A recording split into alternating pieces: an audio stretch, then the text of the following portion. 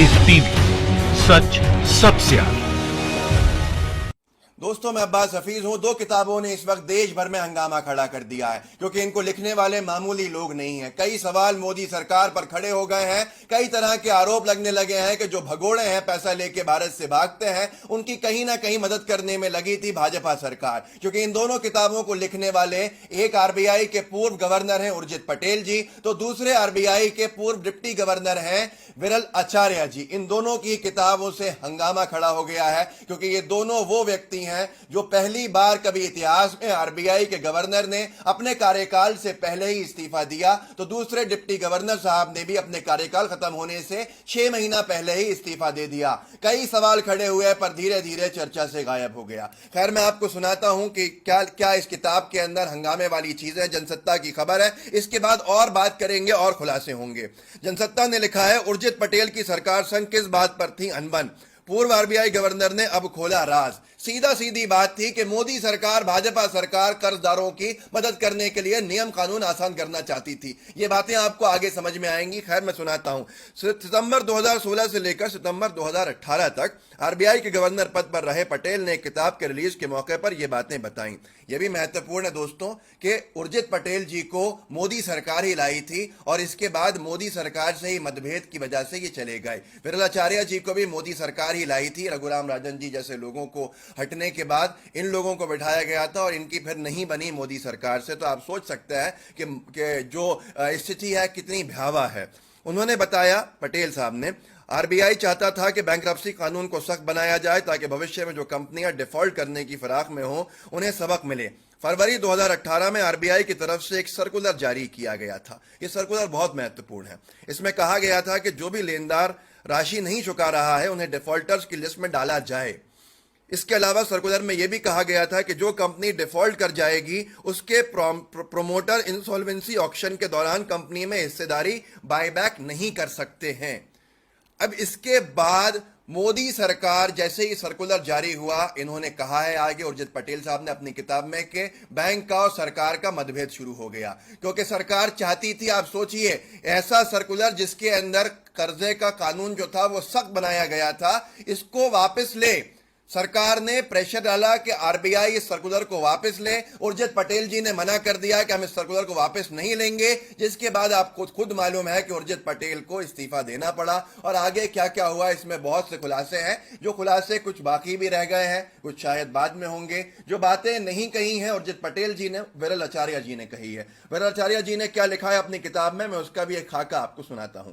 सरकार चाहती थी लोन न चुकाने वालों पर नरम रहे आरबीआई, आसान करे कर्जे का नियम। सोचिए, जिस वक्त लोग भाग रहे हैं भारत से, कर्जा लेकर नहीं चुकाकर पैसा लेके भाग रहे हैं, उस वक्त भारत सरकार चाहती थी कि आसान किया जाए कर्जे का नियम और लोन न चुकाने वालों पर नरम रहे आरबीआई, पूर्व डिप्टी गवर्नर ने लिखा।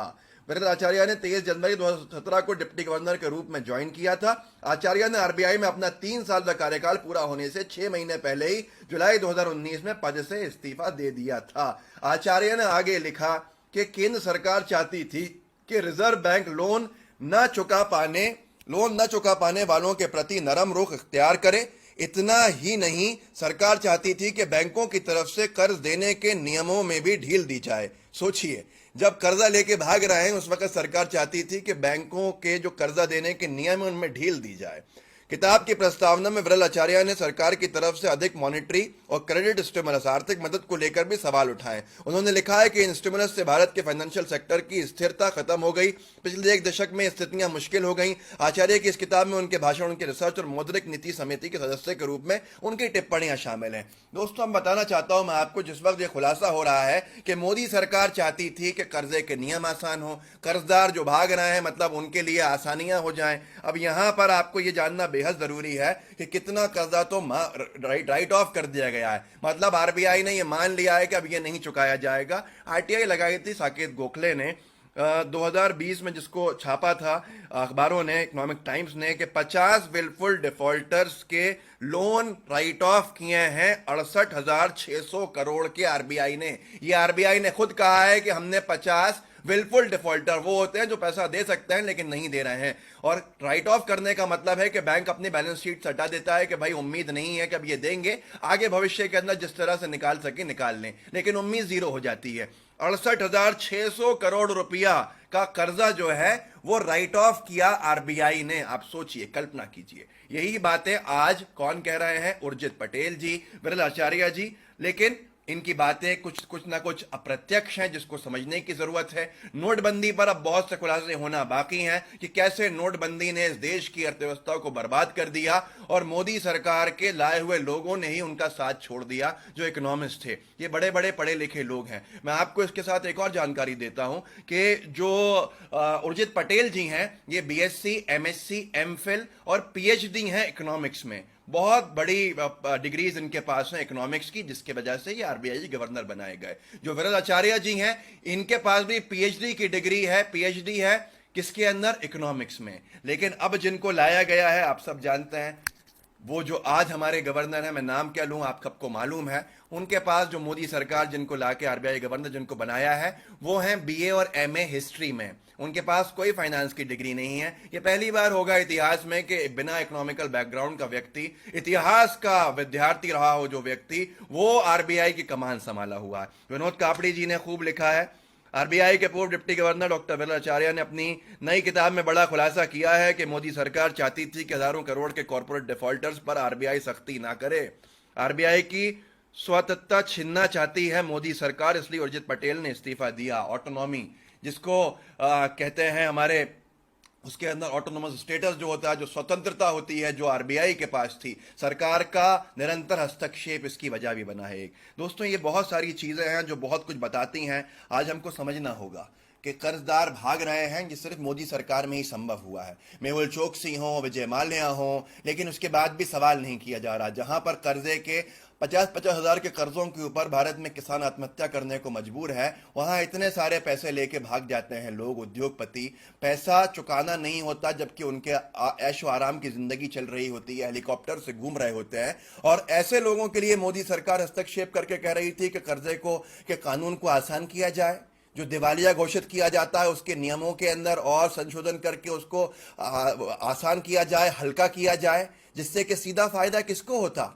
सीधा फायदा दोस्तों होता उन उद्योगपतियों को जिनके पास इतना पैसा है, कल्पना नहीं कर सकते। हमारा भारत का किसान जो है वो 50,000 रुपया नहीं चुका पाए तो उसके ऊपर इंटरेस्ट लगा दिया जाता है। कर्जा लिया था 25,000 का, आज हो गया 1.5 लाख। आत्महत्या करने में मजबूर है। हजारों किसानों ने आत्महत्या की है। रोजाना की गिनती अगर गिनी जाए तो हजारों लाखों हो चुके, लेकिन उनके लिए कोई आसानी नहीं बतानी चाहती सरकार। ये मोदी सरकार की सच्चाई आज जब दो ऐसे लोगों ने बयान की है जो पहले भी मोदी सरकार के महत्वपूर्ण पदों पर रहे, क्योंकि रघुराम राजन जी के बाद लोगों ने डिमांड की थी कि टेन्योर उनका बढ़ाया जाए, उनको एक और कार्यकाल दिया जाए। उर्जित पटेल जी के ऊपर कई तरह के सवाल भी उठे थे, लेकिन मोदी सरकार अडिग थी, उर्जित पटेल जी को लाई थी और उनको गवर्नर बनाया था। जिसके बाद नोटबंदी हुई थी, कहा गया था कि नोटबंदी के खिलाफ थे रघुराम राजन जी, और उसी के साथ साथ उन्हीं के साथ साथ विरल आचार्य जी को भी मोदी सरकार लाई थी। इन दोनों ने पहली बार हुआ है कि किसी देश के सेंट्रल बैंक के जो गवर्नर या डिप्टी गवर्नर उन्होंने अपने कार्यकाल खत्म होने से पहले इस्तीफा दे दिया हो, क्योंकि वो नहीं चाहते थे कि ये पूरी बर्बादी जो अर्थव्यवस्था की हो रही है उसका ठीकरा उनके सर पे फोड़ा जाए। ये कोई भी नहीं चाहेगा कि सरकार की गलत नीतियों की वजह से उसके करियर में दाग लगे। आप सोच सकते हैं कि स्थिति कितनी भयावह है। आपको ये किताब अगर पढ़ेंगे तो आपको समझ में आएगा कि क्या कुछ हो रहा है। लोगों का कहना है कि इन दोनों किताबों को साथ में पढ़ना जरूरी है ताकि एक 360 डिग्री का जो व्यू है वो आपको मिल सके कि आखिर क्या हो रहा था उस दौरान जब अरुण जेटली जी फाइनेंस मिनिस्टर थे। कुछ वक्त के लिए हमारे पीयूष गोयल जी मंत्री बनाए गए थे जब अरुण जेटली जी की तबीयत ठीक नहीं थी, और इन दोनों के साथ साथ क्या क्या हुआ था। सुब्रमण्यम स्वामी जी से पूछा गया था तो उनकी नजरों में तो ये दोनों ही सही नहीं थे मंत्री पद के लिए। सुब्रमण्यम स्वामी खुद भाजपा नेता हैं, भाजपा के सांसद हैं और बड़े इकोनॉमी पर कमांड रखते हैं, लोगों का कहना है ऐसा, क्योंकि ये प्लानिंग कमीशन के अंदर भी रह चुके थे जब सरकार नहीं थी ऐसे वक्त में। लेकिन आज इनकी कोई पूछ परख नहीं है क्योंकि मोदी सरकार शायद अपने हिसाब से काम करना चाहती है। तो सुब्रमण्यम स्वामी जी ने भी जब पूछा था लोगों ने कि आपके नजदीक, प्रेस ने पूछा था कौन सबसे अच्छा वित्त मंत्री है भारत का, तो उन्होंने कहा था कि मेरे नजदीक सबसे अच्छा वित्त मंत्री आज तक इतिहास में अगर कोई हुआ है तो वो डॉक्टर मनमोहन सिंह है, और आज के दौर में मनमोहन सिंह जी जो जीवित हो उनसे कोई राय नहीं ली जाए। तो ये बहुत कुछ बताती है कि सरकार के, भाजपा के क्या इरादे हैं। आगे आपकी मर्जी है इस वीडियो को शेयर कीजिएगा, लोगों को जागरूक कीजिएगा, हमारे चैनल लाइव टीवी को सब्सक्राइब कीजिएगा, हमारे नए चैनल द एल टीवी का लिंक जो है डिस्क्रिप्शन बॉक्स में है, उसको भी जरूर सब्सक्राइब कीजिएगा, क्योंकि हम जो यहाँ नहीं डालते वो वहां डालते हैं, वो अपलोड करते हैं। जय हिंद, जय भारत। लाइव टीवी, सच सबसे आगे।